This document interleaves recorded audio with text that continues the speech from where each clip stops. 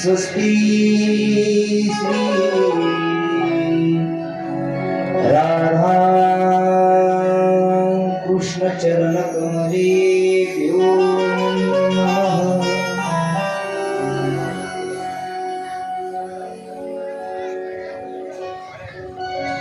वक्रतुंड महाकाय सूर्यकोटि समप्रभ निर्विघ्नं कुरु मे देव सर्वकार्येषु सर्वदा सर्वमङ्गलमाङ्गल्यं शिवे सर्वार्थसाधिके शरण्ये त्र्यंबके गौरी नारायणी नमोस्तुते। सच्चिदानंद रूपाय विश्वोत्पत्त्यादि हेतवे तापत्रय विनाशाय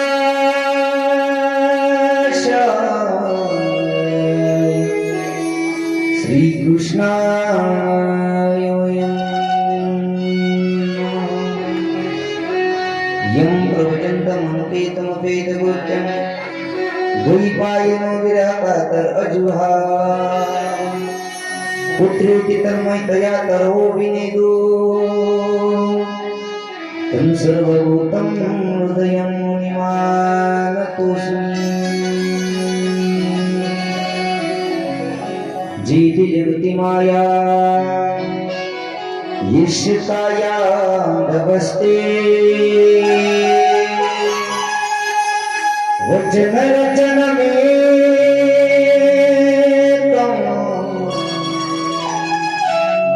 केवलं ध्रुवपदमपि यातो यत्कृपातं ब्रो सकल कुशल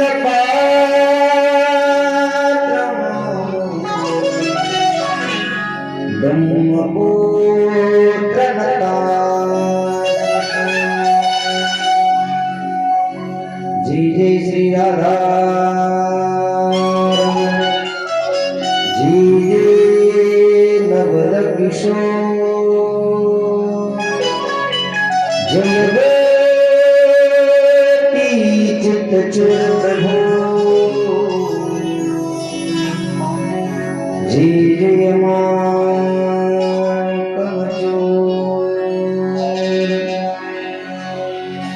सबदा रपेश्वर राधे हरे तेरे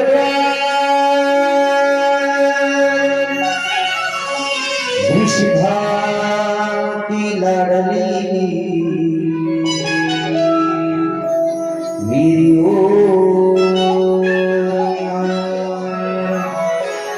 विषभा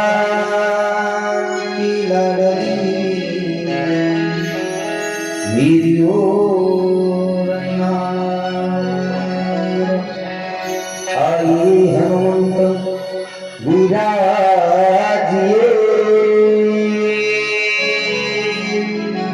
कथा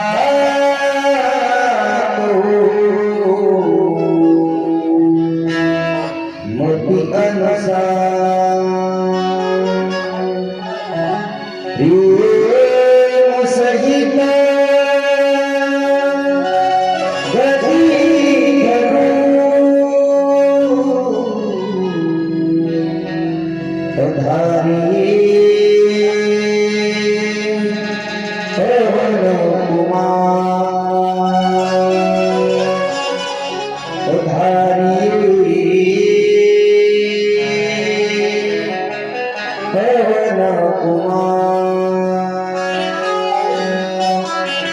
गोपाल कृष्ण भगवान जय। श्रीमद् भागवत महापुराण की जय।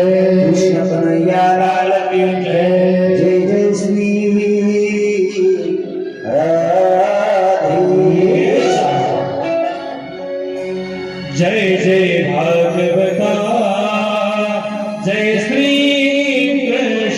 कथा जय जय भागवता जय श्री कृष्ण कथा भागवता जय श्री कृष्ण कथा जय श्री भागवता जय श्री कृष्ण कथा जय श्री भागवता जय श्री कृष्ण कथा जय श्री भागवता जय श्री कृष्ण कथा जय हो भागवता जय श्री कृष्ण कथा जय हो भागवता जय श्री कृष्ण कथा जय श्री भागवता जय श्री कृष्ण कथा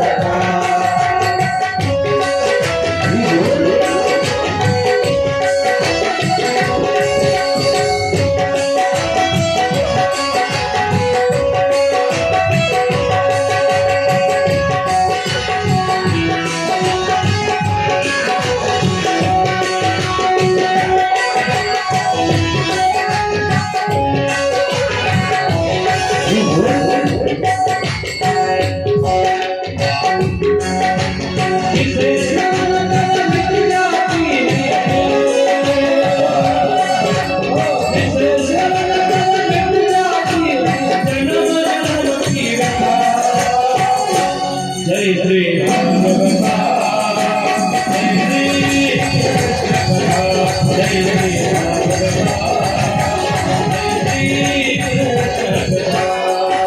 जय श्री कृष्ण कथा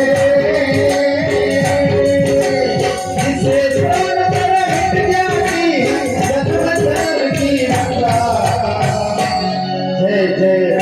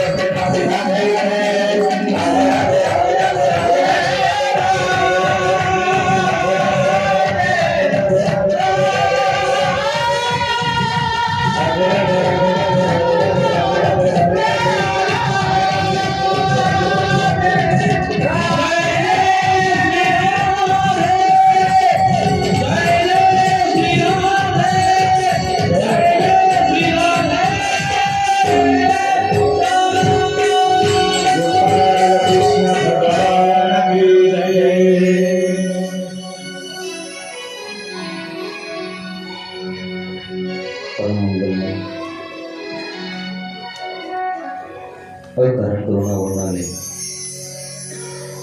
भक्त पंचकल्प करू तरिद्वित विनंदित पितांबर झाली बालकृष्ण बालकी वाङ्मय प्रतिष्ठित कथा आणि स्तन भागवत कथा बोला.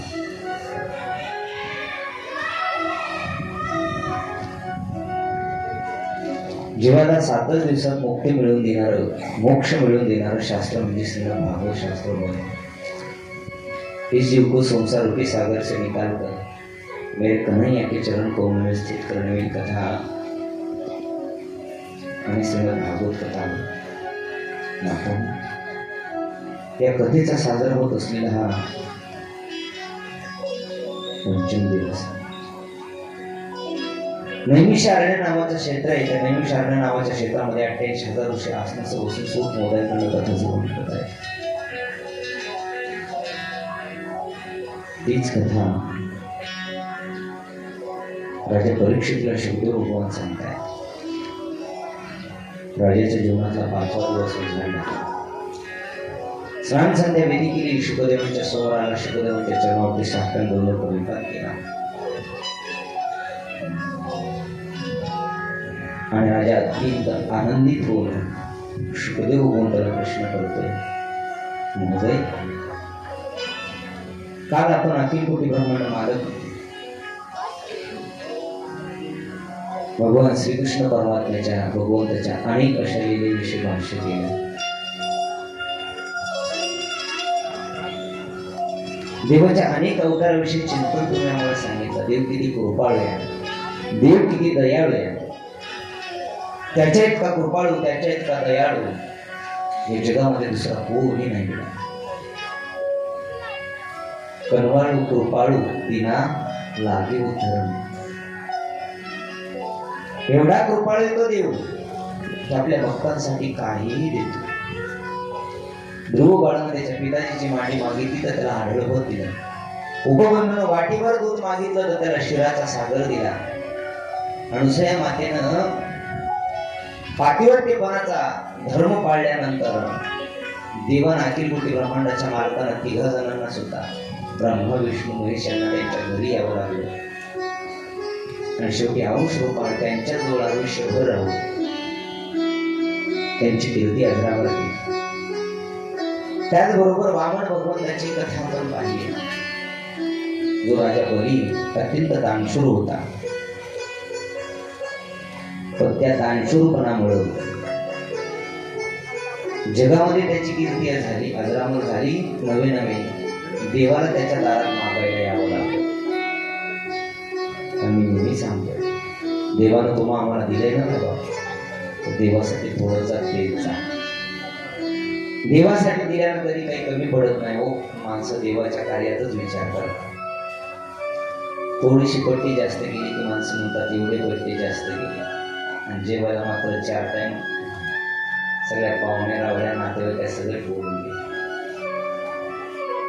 देवासाठी दिलं ना तर देव खूप देतो. असं म्हणतात, देवासाठी जर 1 रुपया दिला तर देव 10 रुपये तुमच्या पदरात कुठून आणून टाकत सांगताय. देवाकडे जाण्याकरता 1 पाऊल टाकला तर 10 पाऊलं तो पुढे येतो. कारण देवाचा नियम असा आहे, त्याला दिल्याशिवाय तो आपल्याला काही देत नाही. देती तेव्हा घेसी ऐसा आसशी उदार. उदार आहे तो, उदार तो हरी ऐशी कीर्ती चराचर. उदार आहे देव, देण्याकरता समर आहे. किती समर्थ आहे. विटेवरी ज्याची पाऊले समान तोची एक दानशूर झाला. तो इतका दानशूर आहे, इतका दानशूर आहे की न मागता सुद्धा बोलतो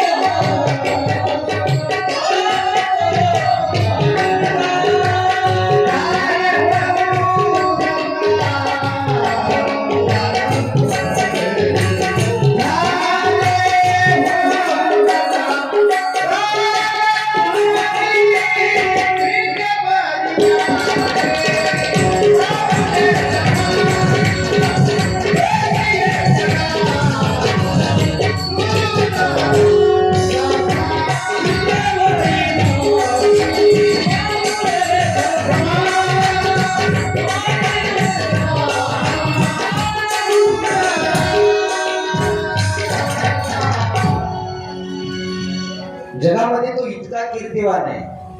त्यानं भक्तांना दिलंय सुद्धा. जेवढं मागितलं त्याच्यापेक्षा लाखो पटीनं, हजार पटीनं नाही, लाखो पटीनं त्यानं दिलंय.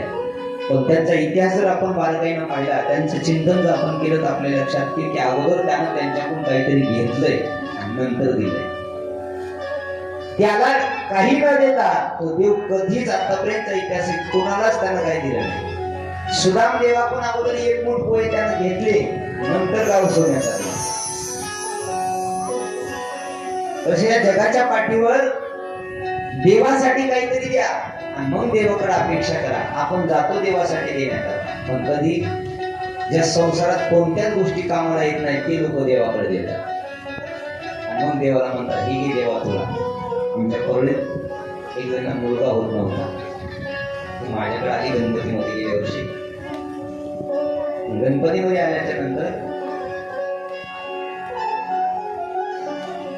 म्हणजे महाराज मुलगा होत नाही हो, 8-10 वर्ष झाले संसार. म्हटलं भागवत कसं नारळ आणून ठेव, भागवतावर विश्वास ठेव. तिनं ते नारळ घेतलं, खाल्लं, बघता बघता गर्भ राहिला, वर्ष झाला, मुलगा झाला. मुलगा झाल्यानंतर 2 वर्षानं माझ्याकडे आली. म्हणजे महाराज तुमच्या आशीर्वादानं, भागवताच्या आशीर्वादानं मुलगा झाला. म्हणजे चांगली गोष्ट आहे, आनंद आहे ना. पण 2 वर्ष झालं ते बसतही नाही, बसवा गेलं तरी थांबतही नाही, पालतही पडत नाही, हसत बी नाही, खेळत बी नाही.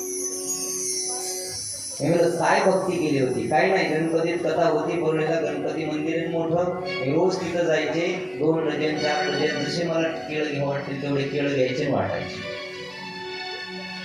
केळं घेऊन वाटायचे म्हणे. चांगली भक्ती केली, पण असा मुलगा कसा झाला. नेमकं तू केळं कसे वाटले होतेस. ती म्हणली सायंकाळी मी जायचे आणि सायंकाळी गेल्यानंतर बाजार संपत आलेला असायचा की 10 रुपयाला, 20 रुपयाला 50 केळाचा, 40 केळाचा ते असं पुरतच घ्यायची. आणि मग ते सगळे केळं असे बिलबिल झालेले, अर्धे नाचलेले, आणि तसले केळं तिनं देवाच्या मंदिरापुढे नेऊन वाटायचं. ते म्हणलं कुणापुढे वाटत असेल, म्हणजे गणपती बाप्पा पुढे. मी म्हणलं गणपती बाप्पा काही एवढा येड आहे का, तू जर केळं बिलबिल वाटले असतील तर तुला लेकरू सुद्धा त्यानं. आपण जशी भक्ती करताना होय भक्ती केला तैसा, जसं त्याला आपण देताल तो देव तेवढंच देईल. पण त्याची भक्ती करत असताना, त्याचं नामचिंतन करत असताना अगोदर त्याला काही ना काहीतरी द्यायला शिका. पण माणसं अशी गमतीची आहे की अगोदर घ्यायला लागते. देवानं आम्हाला काही दिलंच नाही, त्याला कशाला द्यायचं.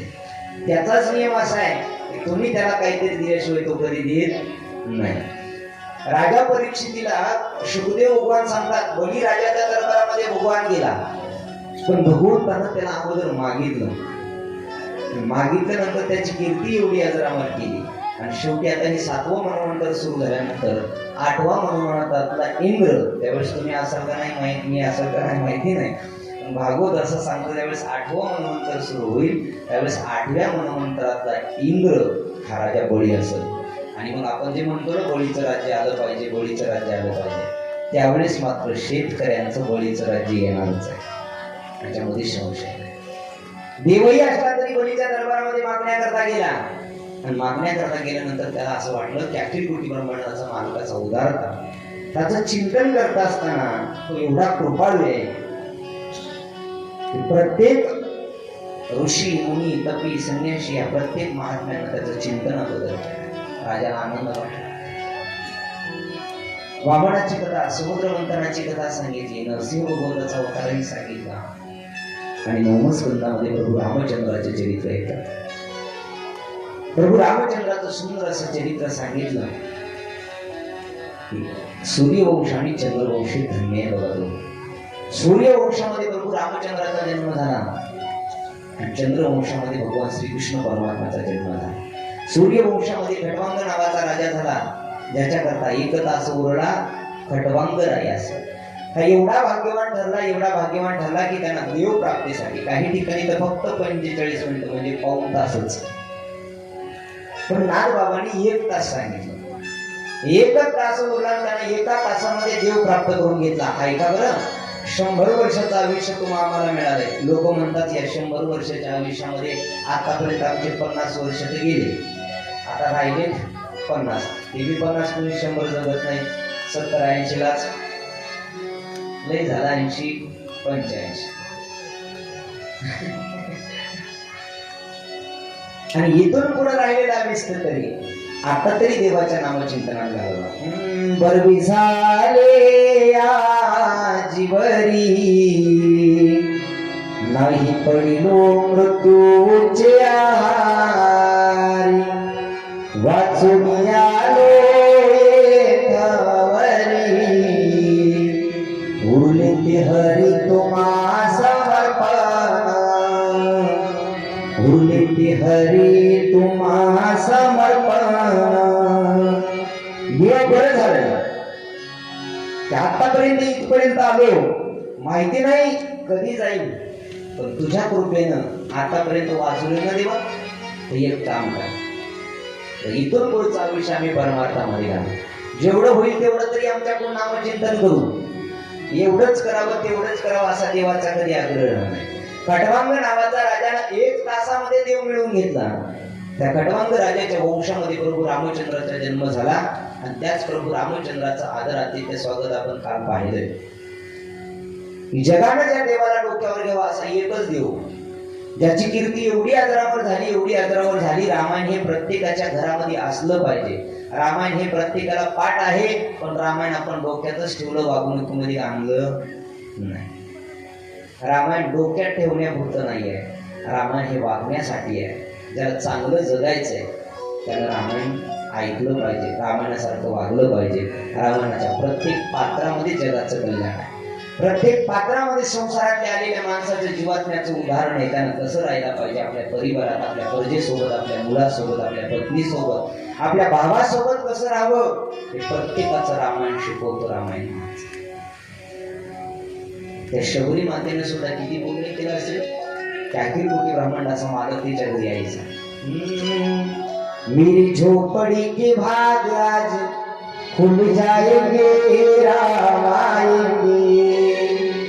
मेरी झोपड़ी के भाग आज खुल जाएंगे राम आएंगे.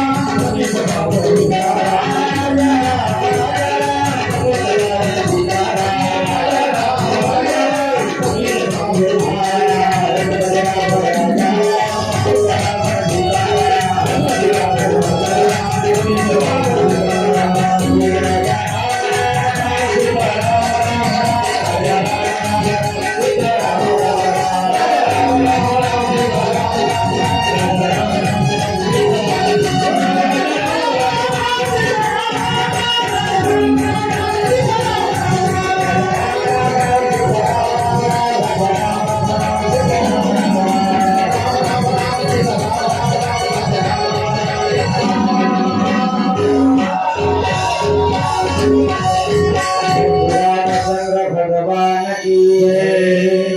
राजा परीक्षितीला आनंद वाटला. कृष्ण कळण्याच्या अगोदर रामप्रभू कळणं गरजेचं आहे. जर रामप्रभूच कळाले नाही तर कृष्ण कधी कळणारच नाही आपल्याला. प्रभू रामचंद्राचं जेवढं काही चरित्र आहे, प्रभू रामचंद्राची जेवढी काही कथा आहे, ही जीवनातल्या प्रत्येक प्रश्नाची उत्तर देणारी कथा आहे. म्हणून जगात रामायणाला एवढी किंमत आहे. आणि जोपर्यंत रामप्रभू कळणार नाही, जोपर्यंत रामप्रभूचं चरित्र कळणार नाही जीवाला, तोपर्यंत कृष्ण कधीच कळणार नाही. फक्त कृष्णाचा आपण आनंद घेऊ शकाल, कृष्णाच्या भजनात नाचू शकाल, म्हणजे तो ऐकायला गोड वाटेल, पण त्याचा परमार्थाचा आनंद, त्याच्यातला आध्यात्मिक आपल्याला कधी कळणारच नाही. आणि आध्यात्मिक करून घ्यायचं असेल तर प्रभू रामचंद्राचं जीवन प्रत्येक गोडीवर एकवचनी, एक पत्नी, एक बाणी, वचन एकच, पत्नी एकच, बाण एकच, म्हणजे रघुकुलातली रीत ही सगळ्यात जीवन श्रेष्ठ ठरणारी रीत आहे. आणि त्या गोष्टी कळण्याकरता शुकदेव भगवंताने राजा परीक्षितीला सांगितलं, राजन, भगवान श्रीकृष्ण परमात्म्याचं चरित्र ऐकायचं असेल तर आधी प्रभू रामचंद्राचं चरित्र ऐकलं पाहिजे. कारण या जगामध्ये असंख्य असे अवतार आहेत देवाचे. गीताशास्त्रानं 10 अवतार सांगितले, भागवतामध्ये 24 अवतार सांगितले, पण जगामध्ये 2च अवतार सगळ्यात श्रेष्ठ मानले जाते. एक पूर्ण अवतार आणि दुसरा परिपूर्ण अवतार. पूर्ण अवतार रामकृष्ण, पूर्ण अवतार आहे रामप्रभूचा, आणि परिपूर्ण अवतार आहे भगवान श्रीकृष्ण परमात्म्याचा. पूर्ण अवतार कशाला म्हणतात? ज्याच्या अवतारामध्ये कुठलीच गोष्ट शिल्लक नाही, त्याला पूर्ण अवतार म्हणा, ते प्रभू रामचंद्राचा. आणि परिपूर्ण अवतार, त्याच्या जीवनामध्ये सगळ्या गोष्टी आहेत, पण त्या सगळ्या गोष्टी जास्तच आहेत. म्हणून तर ज्ञानोबरायांनी सुद्धा म्हणावं, जगात रामकृष्ण नामे साजिरे हृदय मंदिरी स्वराकारे आपुली आपण घरा सोडवून संसार बंधन उडावी.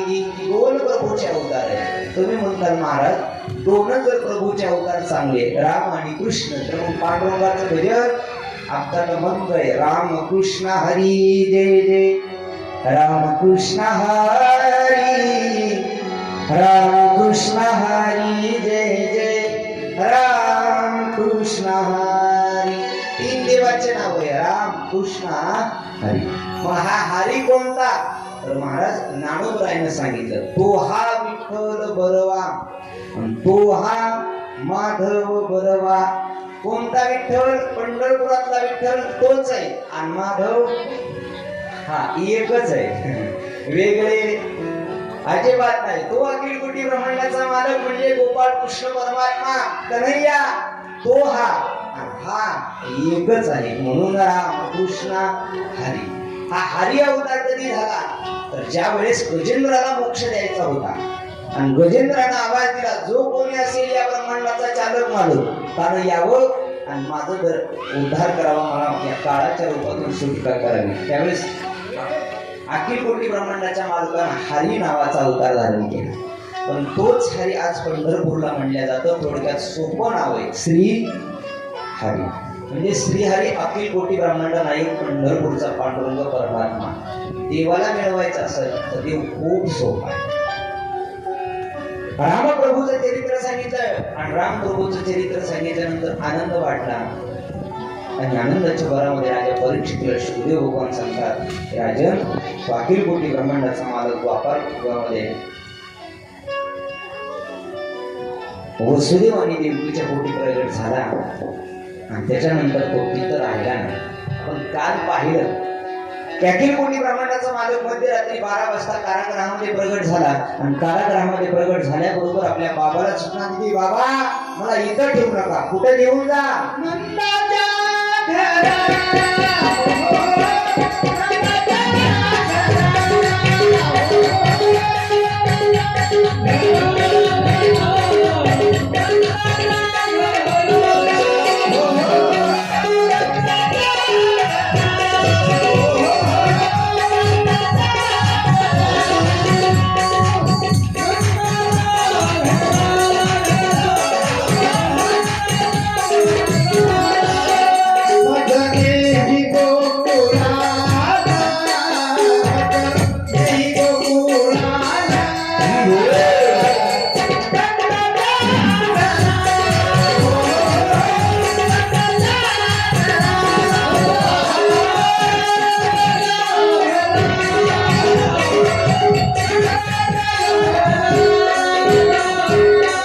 मला इथं ठेवू नका बाबा, कुठं घेऊन जा नंदाच्या घराला मज निही गोकुळाला माया उपदली जेथे ठेवी मज आणि येते सूचना दिली. पण सूचना दिल्यानंतर वसुदेवजीने सांगितलं बाळा कथेत सांगणं इतकं सोपं आहे. मी काय पार्टी जाऊन बसलो नाही की मला घेऊन जा आणून सोडा म्हणायला. कारागृहात आहे, कारागृहात जेलमध्ये आहे. आणि या कंसानं भगवान श्रीकृष्ण परमात्मा 8वा काळ जन्माला येणार आहे म्हणून पेहरा डबल केला होता. जिथं 4 सैनिक होते तिथं 8 केले, 8 केले तिथं 16 होते तिथं 32 केले. आणि असा डबल पेहरा देऊन एवढे कडेकोट सैनिक आहे. हातामध्ये साखळ्या दंड आहे, पायामध्ये घातलेल्या बेड्या, कारागृहाला कुलप लावले. तेवढ्यामध्ये देवानं सांगितलं बाबा याची काही काळजी करू नका. हे सगळे काही सैनिक आहेत ना, मी माझ्या मायेनं सगळ्यांना झोपी घातले. बघा जरा बाहेर कधीत आलेले झोपी जाते, मग तिथं काय झोपी घालणार. मी सगळ्यांना झोपी घातलंय, काळजी करू नका. बघितलं बघा. अरे हो पण न्यायचं कसं? हातामध्ये बेड्या आहे, पायामध्ये साखळा दंड आहे, कसं घेऊन जायचं? काळजी करू नका म्हणे बाबा, फक्त मला आपलंसं करा, सगळी काही बंधनं तुटून जातात. खुल गए सारे ताले वाक्य बात हो गई, खुल गए सारे ताले वाक्य बात हो गई. जब से जल में कन्हैया रात हो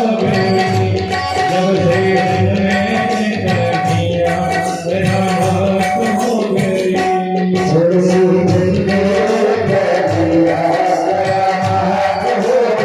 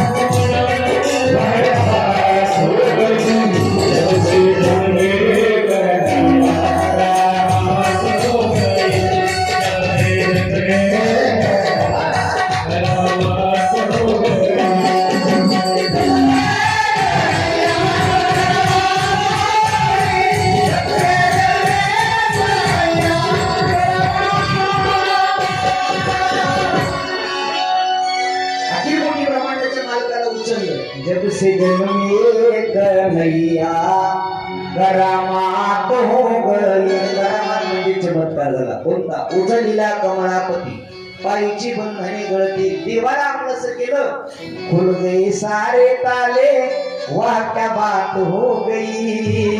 त्याच्या चालीवर जाऊ नका.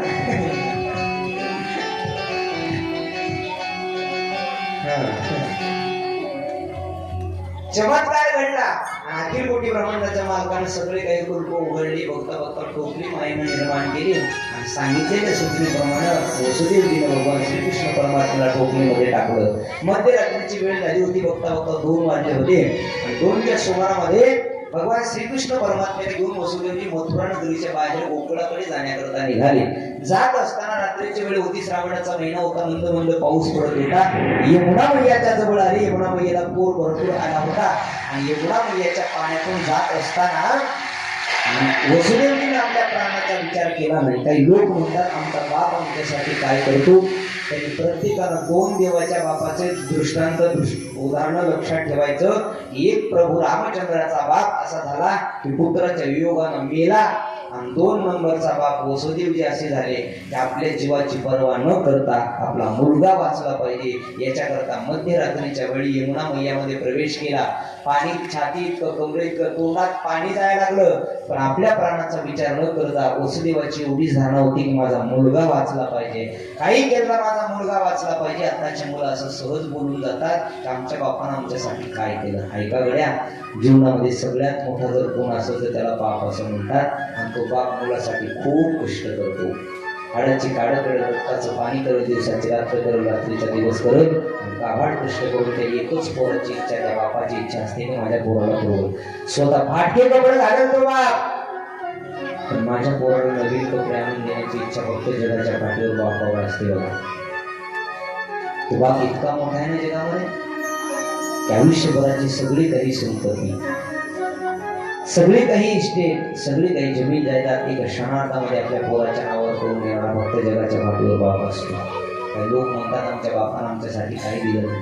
गड्या, आपल्या बापानं खूप मोठं दिलेले, पण तुम्हाला त्याची जाणीव राहिली नाही.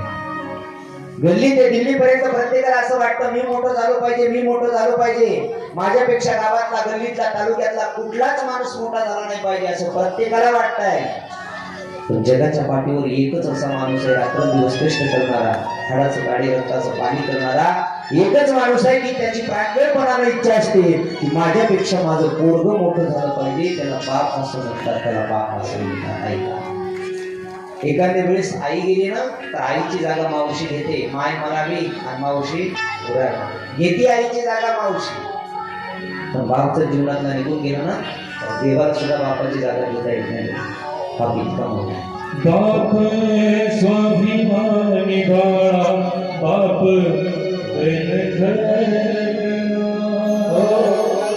त्याच्या काळात शोभा लाजाळूची शोभा. स्वाभिमानी बाळाचा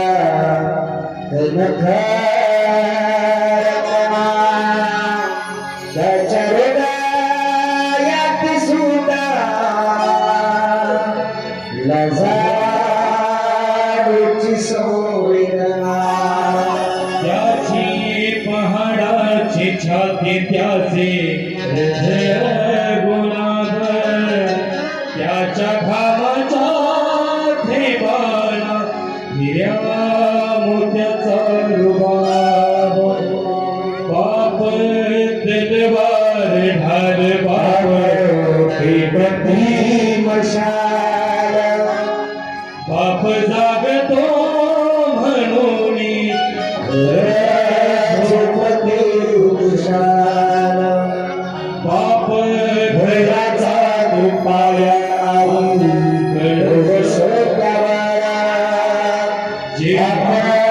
घराचा तुपायाई जीवनाचा पाया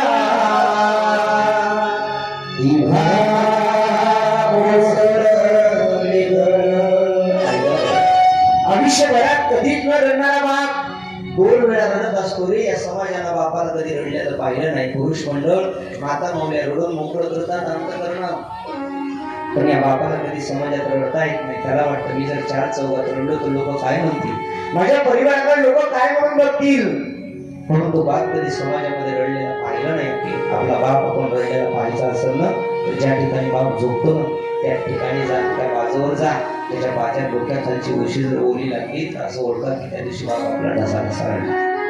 दोनच वेळेला बाप रडत असतो. एकुलता एक मुलानं घराच्या बाहेर ज्या बापाला काढलं ना तो बाप चौकात येऊन ढसा ढसा रडतो आणि समाजाला सांगतो माझं वाटोळ झालं, आज माझ्याच पोरानं मला मारून घराच्या बाहेर काढलं. त्या दिवशी तो बाप रडत असतो. आणि ज्या दिवशी एकुलती एक मुलगी नांदायला जाते ना त्या दिवशी किती पहाडासारखा बाप असू द्या आपल्या मुलीसाठी ढसा ढसा रडले नाही. राजा जनक विदेही महात्मा होते, पण विदेही महात्मा असताना राजा जनक सुद्धा आपल्या सीतामयीसाठी ढसा ढसा रडला. एखादी गोष्ट मुलांना मागितली ना तर बाप नाही द्यायचा, पण जर मुलीनं मागितली ना तर बापानं दिल्याशिवाय राहायला नाही. बघा ती गोष्ट. आता माऊल्या तुमच्यासाठी हक्काचा मावळी कुठपर्यंत आहे, जोपर्यंत तुमचा बाप माहेर आहे ना तोपर्यंत तुमच्यासाठी हक्काचा मावळा आहे. आणि 90 वर्षाचा बाप म्हातारा असू द्या, 60-70 वर्षाची मुलगी नांदत असू द्या सासरी, तो 90 वर्षाचा बाप काठी टेकत टेकत टेकत सासरी येईल तुमच्या. आणि आल्यानंतर हात जोडून जावायला देवायला गयावया कारण माझ्या लेकला दिवाळीला मला घरी पाठवा. दिवाळीचा सण जवळ आहे, एकच दिवस माझ्या लेकीला पाठवा. मी 200 रुपयाची साडी घालावं आणि माझे लेक माझ्या कमीत कमी दिवाळीच्या सणाला माझ्या दारात असावी. मरेपर्यंत दिवाळी करणार आहे जगाच्या पाठीवर फक्त बाप असतो. बाबा भाऊ 4-2 वर्ष दिवाळी थाटामाटात करेल, मरेपर्यंत आपल्या मुलीला सुखार बघण्याची इच्छा फक्त बापामध्ये असते. लोक म्हणतात आमचा बाप आमच्यासाठी काही करत नाही. काय करतो तो बाप ऐका. जगाच्या पाठीवर बापाने जेवढं लेकाला दिलं मुलीला दिलं ना तेवढं कोणच दिलं नाही. बाप साठावी तो असू फक्त एका क्षणासाठी, बाप साठावी तो असू फक्त एका क्षणासाठी, आयुष्यभराचे रडतो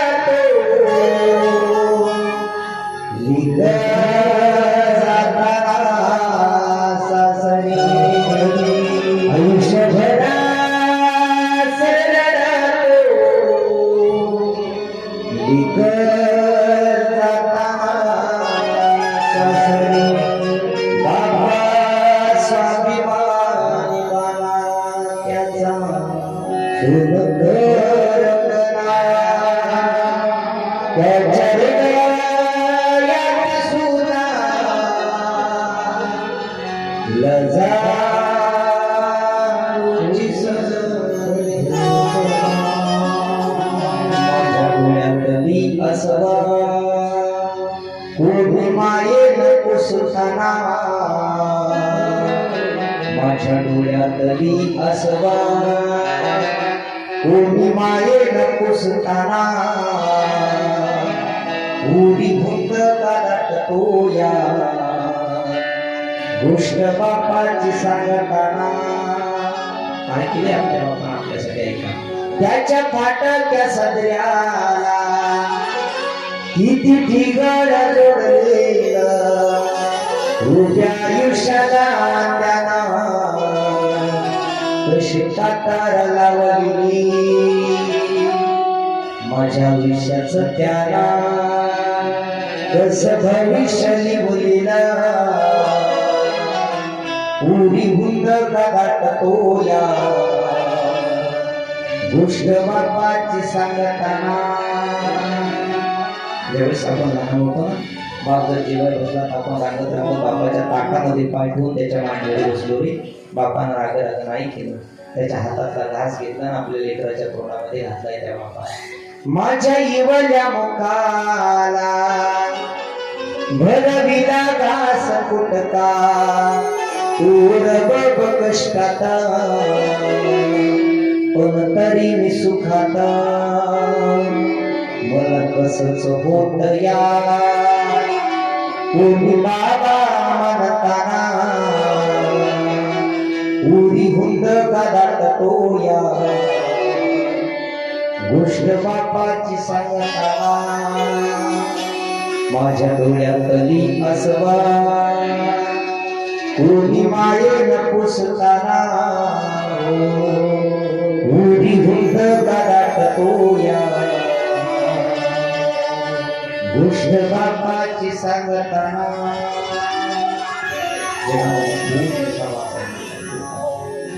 आपल्या प्राणाचा विचार करत नाही आपल्या लेका बाळासाठी आयुष्यभर झिजणार आयुष्यभर लोकांचं दुःख सहन करणार ज्या दिवशी बाप निघून जातो ना त्या दिवशी कळतं की आपल्या बापाने किती मोठं कष्ट आपल्यासाठी केलंय जीवनातला सगळ्यात मोठा आधार असतो बघा बाप त्याच्या घरातला बाप निघून गेला की लोकांची वाईट नजर त्याच्या घराकडे बघायला सुरुवात होते पण ज्या दिवशी बाप आपला असतो ना घरात कोणाची हिंमत होत नाही आपल्या घराकडे पाहण्यात तो बाप खूप लेखासाठी कष्ट लहानपणी आपण 10 वेळेस नाही 100 वेळेस एखादी गोष्ट जरी मागितली तरी बापानं आपल्याला आपल्यासाठी दिली आहे म्हातारपणी एखादा बाप जर बोलत असेल एखादा बाप जर एखादी गोष्ट 10 वेळेस बोलत असेल तर बोलू द्या आपलं लहानपण आठवा आपण सुद्धा 100 वेळा ती गोष्ट त्या बापाला आपण मागितली त्यावेळेस त्यांना रागराग नाही केली नाही कळत म्हातारपणी मायबापाला बोलत असतील एखादी गोष्ट 10 वेळेस पण त्यांनी ती गोष्ट 10 वेळेस बोलली म्हणून आपण त्यांना सोडून द्यायचं का सगळ्यात मोठा धर्मच तो आहे जगद्गुरु तुकोबरायाने सुद्धा आपल्या गाथ्यामध्ये बापासाठी अभंग लिहिलाय बाप करी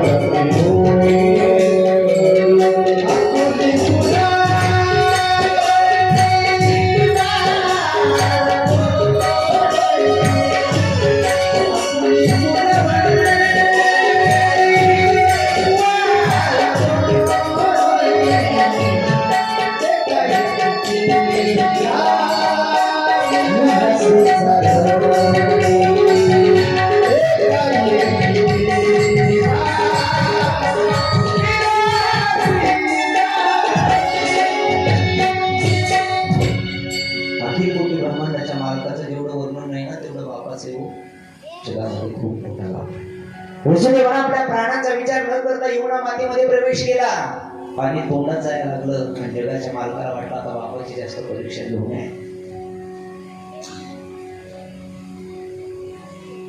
उजवा पाय खाली काढला आणि यमुना मातेला दर्शन दिलं पूर चढला अचाट त्यासी लाविला अंगुष्ठ अंगठा लावला यमुना मातेला रस्ता दिला बघता बघता 3च्या सुमारामध्ये गोकुळामध्ये आले गोकुळामध्ये एक माया जन्माला आली होती त्या मायेला घेतलं टोपलीमधल्या देवाला खाली ठेवलं यशोदामाईला त्या बाळाला एकदा डोळे भरून पाहिलं बघता बघता पुन्हा मथुरा नगरीमध्ये आले मथुरा नगरीमध्ये आले पहाटे 4ची वेळ झाली पहाटे 4च्या वेळी मथुरा नगरीमध्ये आल्याबरोबर मायेला आपलंसं केलं जशाच तशी बंद भरू लागले साखळ्या बरोबर सगळे सैनिक उठले रडायला लागली माया रडी माया करिया कांत नामा म्हणे उठली दूत रडायला लागली रडण्याचा आवाज आला सगळे सैनिक म्हणले अरे 8वा काळ जन्माला आला 8वा काळ जन्माला आला सागा राजा कंस आला 8वा काळ जन्माला आलाय कंस राजाच्या कणावरती बातमी पडली भोसले देवीला आगमन संतती झाली आहे चला त्याला मारण्याकरता काही सैनिकांनी सांगितलं हो महाराज 8वा मुलगा नाहीये मुलगी आहे मुलगा नाही मुलगी आहे कंसाने विचार केला मुलगा असो की मुलगी असो पुढं कलियुगात सगळी सत्ता ह्याच्याच हातात जाणार सगळी सत्ता घर सुद्धा ह्याच्याच हातात ह्यांनी मालकाला सांगितलं कथेला जायचं तर मालक कथेला आला यांनी सांगितलं मालक पट्टी द्या तर दिली मालक स्वयंपाक करा केलाच सगळी सत्ता याच्या हातात जाणारे कंसाने विचार केला काही करता हिला सोडायचं नाही. आठवा आहे ना जसे 6 मुलं मारले तसं त्यानं हातामध्ये धरला कर फिरवणार शिळेवरती आपटणार एवढ्यामध्ये हातातून निसटली आणि कंस राजाला सांगितलं हे कंसा अरे तू काय मला मारणार आहे पुन्हा मारणारा काळ माझ्या अगोदर कुठं तरी जन्माला आला तो सुंदरपणे वाढतोय.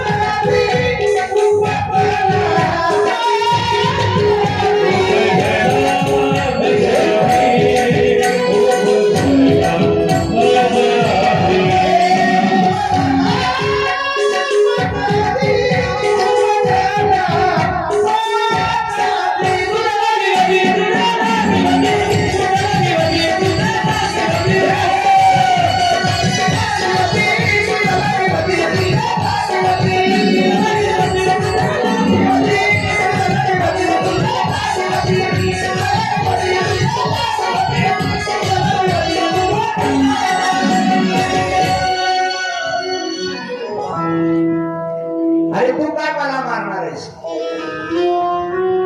तुला मारणारा काळ माझ्या अगोदर जन्माला आला हे ऐकलं आणि माया अदृश्य झाली. जशी माया अदृश्य झाली कंसाने राजबैठक बोलवली.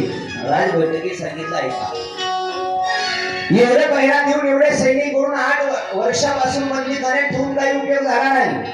6 मुलं मारले पण हे दोन्ही 7वा गर्भपात झाला 8वा कुठे गेला माहिती नाही. ऐका जो कोणी माझ्या 8व्या गर्भाला काळाला मारेल त्याला मी माझा अर्ध राज्य बक्षीस देऊन टाकेन.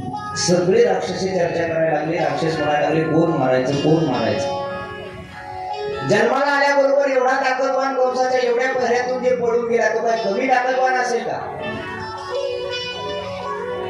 सगळे राक्षसी चर्चा करत होते कोणीच आलं नाही कोणीच उठलं नाही. पण तेवढ्यामध्ये मागून आवाज आला हे कंस राजा मी मारते तुझ्या काळाला. मी मारते म्हणल्यानंतर सगळ्यांनी मागं वळून पाहिलं तर एक मावशी उठली होती. कुठली पार्टीतली. ती मावशी उठली आणि म्हणली मी मारते मी. सगळे राक्षस मागं वळून पाहायला लागले मोठमोठ्यानं हसायला लागले. हसत असताना ती मावशी म्हणली ए माझ्याकडे बघून काय हसायला लागला दिसत तसं. माझ्याकडे बघून काय हसायला लागला तुम्ही माझ्या रूपाकडे जाऊ नका. कारण ती मावशी दिसायला एवढी सुंदर दिसत होती तिने कधी ब्युटी पार्लरला गेली नव्हती. तिने कधी दात घासले नव्हते. तिने कधी हेअरस्टाईल बदलली नव्हती. एवढी सुंदर कधीच आंघोळ न केली अशी मावशी उठली आणि सगळे राक्षस म्हणजे तुझं तोंड बघ आधी आरशात. ते म्हणजे माझ्या तोंडावर काय करायचं तुम्हाला तुमचं काम होण्याशी मतलब आहे ना. आणि सध्या लोक फक्त तोंडच बघायला. मी तर ज्या गावी जाईल ना त्या गावात वजनच करत नाही. मी गोविंदराव सारखेच. कारण लोकांना असं वाटतं महाराज असं 1-1.5 क्विंटल असावं म्हणजे त्याचं वजन पडतं. आमच्या आजी म्हणल्या आजी बसल्या गेल्या वर्षी असेच होते म्हणल्या आणि या वर्षी मी असेच आहे. मी जोर आहे तो असाच राहतो. ते म्हणजे माझ्या तोंडाकडे काय बघायला लागला तुमचं काम होण्याशी म्हटलं. कंस राजाने विचार केला अगं एवढे जण वीर आहे आगासुरे बकासुरे षटकासुरे तृणवत आहे हे राक्षस उठत नाही तू काय करणार. म्हणे काळजी करू नका मी मायावी रूप धारण करते आणि सुंदर असं मायावी रूप धारण करून ज्या काही व्रत 84 कोसामध्ये मथुरेच्या बाजूला 84 कोस जेवढी काही भूमी आहे त्याच्यामध्ये जेवढी काही गाव आहे तेवढ्या गावामध्ये नवजात जन्माला आलेले शिशु मी प्रत्येकाला मारून टाकेल, माझ्या स्तनामध्ये कालकुट्ट नावाचं विष परिधान करेल आणि मारून टाकेल. तेवढ्यामध्ये महाराज कंसाला ही युक्ती पडली. कंसाला सांगितलं ठीक आहे, तू निघून जा. एवढं लक्षात ठेवा की पुतना मावशी मथुरा नगरीतून निघाली, आली नाही आणखी, आताच आणू नका, नाही त्या सगळ्या बाया तिच्याकडे बघत्या, प्रमायाकडे कोणी बघायचं नाही.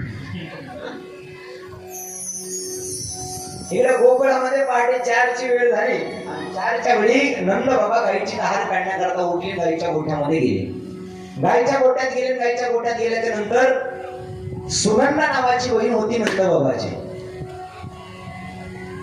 ही सुनंदा उठली. उठल्याबरोबर राजाची राज दरवाजे उघडे पाहिले तिनं आणि राज दरवाजे उघडे पाहिल्यानंतर भैयाकडे धावत धावत जायचं सोडून दिलं. भाभीकडे पाहायला लागली. भाभी कुठे आहेत? भाभी गरोदर आहे, यशोदा मैया गरोदर आहेत. राजवाड्याचे एवढ्या लवकर दरवाजे कोणी उघडत नाही, पूर्ण उघडले असतील म्हणून यशोदा मैयाच्या महलात गेल्या. जशा यशोदा मैयाच्या महलात गेल्या, यशोदा मात्र गाठ झोपेते. तिच्या शेजारी एक मुलगा खेळायला. मुलगा खेळायला हे पाहिलं, आनंद वाटला. भैया सुनो, भैया सुनो, भैया सुनो. मोठमोठ्या आवाज यायला लागले. 4 सैनिक पळत आले. 4 वाजलेले पहाटे आणि एवढ्या वेळी एवढ्या मोठ्या ओरडायला कोण आहे म्हणून सुनंदेला पाहिलं. विचारलं काय झालं, एवढ्या मोठ्यानं ओरडायला लागला? ती म्हणे माझे भैया कुठे तेवढं सांगा, तुम्हाला सांगायचं नाही. म्हणजे गाईच्या गोठ्यामध्ये. गाईच्या गोठ्याकडे सुनंदा मैया गेली. गाईच्या गोठ्यामध्ये गेल्यानंतर भैयाला आवाज दिला, भैया सुनो तो सही, भैया सुनो तो सही, भैया ऐका ना. नंद बाबाला वाटलं एवढ्या सकाळी तर सुनंदा येत नाही, काय झालंय? काय झालं म्हणे बोल. भैया एक खुशखबरी आहे. म्हणे कोणती खुशखबरी आहे? अगोदर मला काय देणार ते सांगा. नंद बाबाने कमरेच्या चाव्या घेतल्या, सुनंदा मैयाच्या हातामध्ये द्या. तिला सांगितलं जा तिथं जेवढं पाहिजे तेवढं तुला घे. नंद बाबाला सुनंदा मैया म्हणते भैया इकडे या. कानात सांगायची गोष्ट आहे. कानात सांगायला लागली सुनंदा मैया, भैया आपको लाला भयो. लाला म्हणजे मुलगा. भैया तुम्हाला मुलगा झाला. भैया तुम्हाला मुलगा झाला म्हटल्याबरोबर आनंदाच्या भरामध्ये उड्या मारायला लागले. 60 वर्षाचं वय झालं होतं नंद बाबाचं आणि 60 वर्षानंतर मुलगा झाला. नवरत्नाचा हार गळ्यामधला काढला, सुनंदा मैयाच्या गळ्यामध्ये टाकला आणि आनंदाला गाईच्या गोठ्यामध्ये नाचायला लागले. बघता बघता अख्ख्या गावभर बातमी पसरली. आता तुला काही कळालं का नाही? तुला काही कळालं का नाही? काय झालं?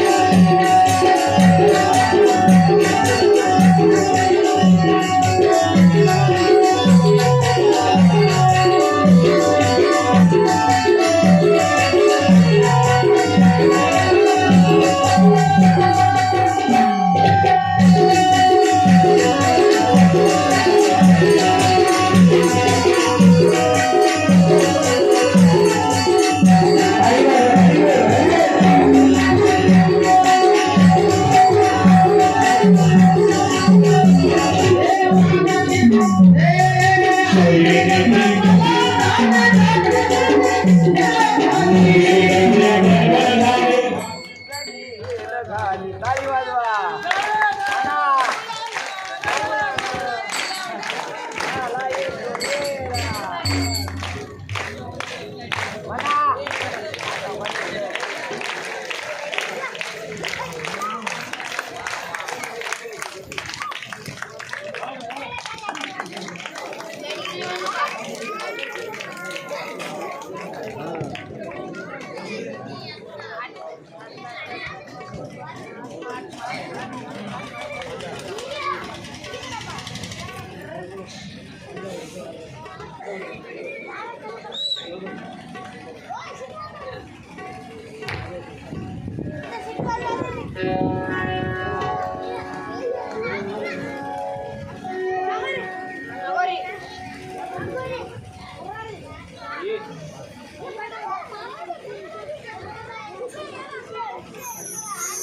गोपाल कृष्ण भगवान की श्रीमद् भागवत महापुराण की जय श्री कन्हैयालाल की जय जय श्री राधेश्याम. आमच्या गोकुळामध्ये बातमी पसरली, तुला काही कळालं का नाही, तुला काही कळालं मी काय झालं, नंद यशोदेला मुलगा झाला. सगळे सुवासिनी गौडणी महाराज नंद बाबाच्या वाड्यावरती आले, आनंदाला गाणी गायला लागले, नाचत गेले.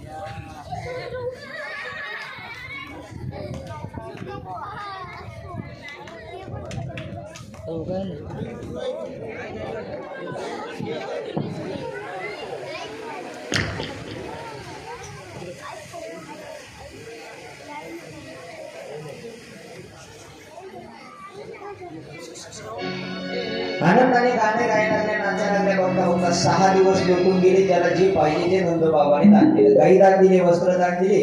आणि गाई दान दिल्यानंतर 6 दिवस उजळला. 6व्या दिवशी नंद बाबांना असा विचार केला, आपण वार्षिक कर असतो कंस राजाचा, ती कर देण्याकरता काही गोप बालकांना समावेश घेतलं. काही गोप बालकांना सांगितलं, तुम्ही गोकुळाचं रक्षण करा, मथुरा नगरीहून कर देऊन परत येतो. कर देण्याकरता नंद बाबा मथुरा नगरीकडे निघाले. इकडे पूतना मावशी एक एक करत गाव करत महाराज बघता बघता गोकुळाच्या जवळ आले. गोकुळाच्या जवळ आल्यानंतर गोकुळ एवढं सजलेलं पाहिलं तिनं. प्रत्येकाच्या घरावरती तोरण लावलेले आहे.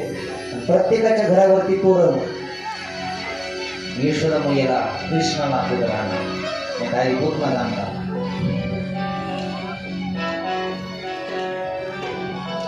अख्खं गाव सजलेलं पाहिलं. आणि गाव सजलेलं पाहिल्यानंतर प्रत्येकाच्या घरावरती तोरण होते, कारण श्रीकृष्ण परमात्मा जन्माला आले होते. म्हणून त्यांनी काय केलं, अगुडिया तोरणे करती कथा